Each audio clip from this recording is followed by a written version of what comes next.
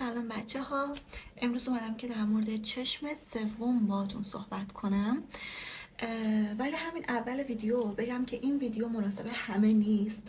مناسب چه کسایی نیست؟ اون کسایی که فرضاً من احترام قائلم برای تمام روانشناسا و تمام کسایی که از قسمت چپ مغزشون همیشه فقط استفاده میکنن و خیلی لاجیکال هستن، یعنی اینکه فقط اون چیزی که میبینن رو باور دارن که وجود داره و به چیزهایی که نمیبینن یا تا حالا ندیدن یا نمیتونن لمس کنن، چیزهای غیر مادی یا فرامادی، باور ندارن، اعتقادی ندارن و فکر میکنن که این چیزها باعث زوال مغز میشه. امیدوارم که اون دسته از دوستای عزیزمون این ویدیو رو نگاه نکنن چون مناسب شما نیست. بچه ها، چشم سوم یا چاکراه ششم ما که به اسم آجنا چاکرا یا آدنیا چاکرا هستش که در زبان هندو به معنی ماه درخشان هستش. این چاکرای ششم ما هستش که بین دقیقاً وسط دو ابرو و کمی بالاتره. به خاطر همینه که شما میبینید که هندیا همیشه یه خال قرمز، اون خال قرمز به خاطر حفاظته. فرضاً خود من یا کسایی که خب به هر حال توی این چیزا هستن استفاده میکنیم. یکی از راههای حفاظت از چاکرای چشم سومه. یا زمانی که ما نماز میخونیم، وقتی که ما سجده میکنیم روی مهر، در واقع از نظر فیزیک وقتی که شما روی یک نقطه کوچیکی سرتون رو قرار میدید، بار منفی دفع میشه به زمین. یکی از دلایل دیگه سجده این هستش که مدام ما تحریک میکنیم این چشم سوم رو. بچه وقتی که صحبت از چشم سوم میشه، همه فکر میکنن که در مورد دیدن جن و پری و این داستانه. اوکی، اونم هست، اونم یه بخش. اولا که در مورد این من زیاد موافق نیستم که بگیم جن و پری، چون بی نهایت انتیتی یا انرژی اطراف ما هست که ما اونا رو نمیتونیم ببینیم. البته با دو تا چشممون نمیتونیم ببینیم. در حال حاضر، در حالت عادی ما اونا رو نمیتونیم ببینیم و فقط یک کلمه داریم بر همشون، یا میگیم جنه، یا میگیم روحه، یا میگیم فرشته ها هن. در صورتی که اینطور نیست. ما بی نهایت انرژی اطرافمون هست که خب نمیتونیم اونا رو ببینیم و صرفا اینی که میگیم جن و پری اینم نیستش. اوکی، یه ویدیو در مورد فرازمینیان صحبت میکنیم، اونام هستن بین ما، دارن زندگی میکنن، اصلا هم ترس نداره. اینی که تو ناخودآگاه ما رو ترسوندن از این فرازمینی ها. بعد بهتون بگم که اولا که اونها وجود دارن، دوما که اونها از ما انسان ها به ما خیرخواه ترن. میدونن که ما انسان ها داریم گند میزنیم به کره زمین با همه چیزایی که درست کردیم. مثلا این ماشینی که درست کردیم، این دودش چقدر داره فضا رو چیز میکنه، اون لایه اوزون رو زدیم ترکوندیم، نمیدونم هوا رو اسیدی کردیم به خاطر دود کارخونه ها و نمیدونم همین چیزایی که تو آب میریزیم و کلا ما داریم زمین رو تخریب میکنیم. و اگه با همین فرمون بخوایم پیش بریم تا چند قرن دیگه کلا زمین رو نابودش میکنیم و اونها میان که به ما آگاهی بدن و ما کمک کنن که ما چطوری بتونیم از خودمون و از زمین حفاظت کنیم. و شما فکر میکنید که این اختراعات رو بشر به تنهایی انجام داده؟ ماشین ساخته، گوشی ساخته، کامپیوتر ساخته، این واقعا عقل بشر قطع میداد به این چیزا؟ بچه ها، فرضاً این کسایی که میبینید خیلی دیگه نبوغ آنچنان مثل انیشتین، شما فکر میکنید که انیشتین واقعا فقط با استفاده از مغزش تونسته بود به اون کدها و اون چیزا دست پیدا کنه، به اون فرمولا دست پیدا کنه؟ نه، اینا آگاهی بود که بهش داده شد. چاکراه کراون چاکرا یا چاکرای تاجیش فعال بود که اون آگاهی رو تونست بگیره، تونست ارتباط برقرار کنه و این آموزش ها بهش داده بشه.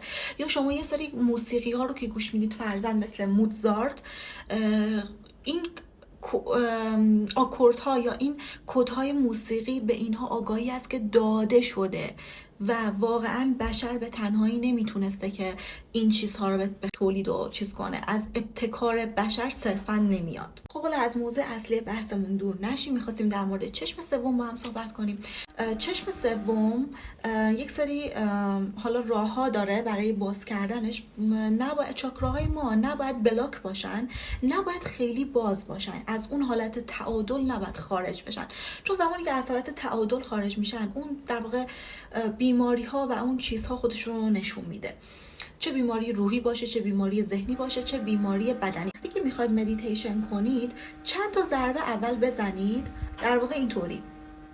این واسه تحریک این قسمت میشه و باعث بیدار کردنه به زمان. یهویی نمیشه مثلا اولین بار که این کار کردی دیگه باز بشه، نه، زمان میشه. هندوها معتقد هستن که هر کدوم از چاکراهای ما یک ذکر خاصی دارن که بخوان با مداومت در گفتن اون ذکر یا مانترا یعنی همون عباراتی که شما مدام تکرار میکنید، ترجمه فارسیش میشه ذکر. هر کدوم از چاکراهای ما یک مانترایی دارن برای باز شدنش. حالا مانترای چشم سوم هستش شما وقتی که میگید میبینید که یک زنگی داره توی یک نوسان، یک ارتعاشی داره میزنه کاملا این جاهای شما و این قسمت، دقیقا این قسمت مداومت، شاید سالیان سال، حالا یکی پتانسیلش رو داره 2 ماه 3 ماه میگه. البته فقط با گفتن ذکر نیستا، خیلی ریاضت میخواد، خیلی کارا میخواد که شما انجام بدید. یکیش اینه که مثلا شما نباید گوشت خوار باشین. دوم این که چرا؟ به خاطر اینکه اولا اینو من توضیح بدم چرا نباید گوشت خوار باشید. به خاطر اینکه شما هر چی سبکتر باشید راحت میتونید به اون قدرت‌های ماوراییتون دست پیدا کنید. خوردن گوشت چون سنگینه، معده و بدن باید زور بیشتری بزنه که اون رو در واقع هضم کنه.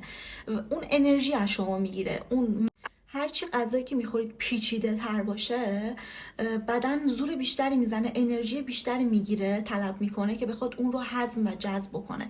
هرچی غذایی که شما میخورید ساده تر و تعداد وعده های غذایی شما کمتر باشه، بدن سبکتر میشه، انرژی میاد بالا و اصلا فکر نکنید که الان میخوایم بمیریم، نمیدونم میخوایم غش کنیم و اینا، نه. اما بدن خود انرژیشو ذخیره میکنه، سیف میکنه و در واقع میتونیم به اون چیزا دست پیدا کنیم، به اون قابلیت هایی که میخوایم میتونیم دست پیدا کنیم. حالا یکی از راهاش اینه که شما نباید قند و شکر بخوری، گوشت نباید بخوری، گیاهخوار باید باشی، دروغ نباید بگی. یک سری عادات رفتاری هستش که ببینن شما در واقع لیاقت این رو دارید که به شما اینها داده بشه، این قابلیت ها به شما داده بشه.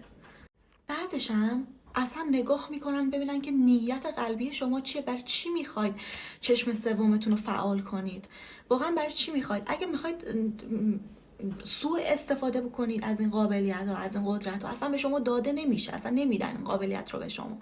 اگر که میخواید تاج و تخت را بندازید، پول پارو کنید، نمیدونم مثلا بیان پیش شما بگن که حالا لاتاری بزنم میبرم الان مثلا اینقدر بهت میدم، بخواید اونجوری پیش بینی کنید، یا بخواید سلک بکشید تو زندگی بقیه، الان برم ببینم همسایه بغل داره چیکار میکنه، الان ببینم فلان داره چیکار میکنه، اصلا این قابلیت رو به شما نمیدن. و اصلا کسی که اون راه سلوک و عرفان رو چون یک ریاضت کشیدنی داره، اصلا شما وقتی به اون درجات معنوی و عرفانی میرسید اصلا دیگه دنبال این کارا نیستید، اصلا دیگه دنبال هفت خطی و دنبال این چیزا نیستید. واقعا انقدر روح صیقل پیدا میکنه که شما دیگه اصلا دنبال این کارا نمیرید. حالا کسایی که چشم سومشون بازه چه قابلیت‌هایی دارن؟ خیلی قابلیت‌ها، حالا من چند تاشو بهتون میگم. اولا که شما میتونید با راهنماهای روحیتون ارتباط برقرار کنید و اونها به شما خط روحی و مسیر زندگی شما رو نشون میدن. جواب سوالهای شما داده میشه، خیلی حسهاتون باز میشه، شهودتون باز میشه و پیام ها رو میتونید بگیرید. همه چیز براتون پیام میشه، هر چیزی میبینید. فرضاً شما میبینید که دارید رانندگی میکنید تو خیابون و میبینید که یهو پلاک همه ماشینا مثلا میشه 555 یا میشه مثلا 777. خب اعداد هر کدوم یه معنی دارن. شما معنی اون عدد رو میگیری و میبینی که الان حالا چی میخواد به توجهت بیاد، یا میتونی به دیگران کمک بکنی در مورد خط روحیشون و مسیر زندگیشون، به روشنبینی میرسی و حقیقت هر چیزی رو میتونی بفهمی. شما پرده ها از جلوی چشتون کنار میره و واقعا ذات و واقعیت جهان هستی، هر چیزی رو میبینید.